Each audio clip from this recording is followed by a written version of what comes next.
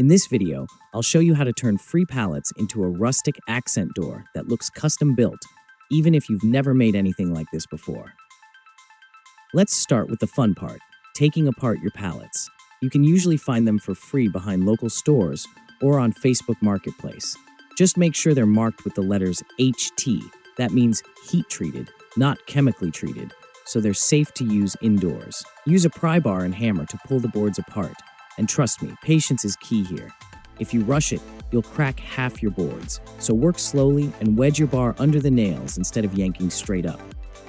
Once the boards are free, it's time to sand them down.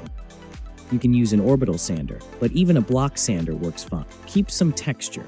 Don't sand every board perfectly smooth, because that variation is what makes the final door look authentic and aged. Now it's time to design your layout. You can go straight horizontal or mix it up with a herringbone or chevron pattern, or even go with a more random, natural look. Try to mix lighter and darker pieces together. That contrast is what really makes the grain pop later on. Attach your boards to a plain hollow core door using construction adhesive and a nail gun. You could also use a piece of plywood if you're building the whole thing from scratch. Once all the boards are attached, trim the edges so it's perfectly flush. Here comes the satisfying part, staining. Use a medium walnut stain for a warm farmhouse feel, and you can instantly see how much character the wood gets when the grain starts to show through. If you prefer something cleaner, you can skip stain and just use a clear matte polyurethane to seal it.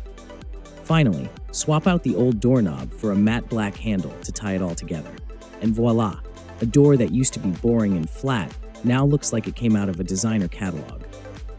So that's it, a full pallet wood accent door for under $40, using materials most people throw away. Thanks for watching. Like, comment, and subscribe, and we'll see you next time.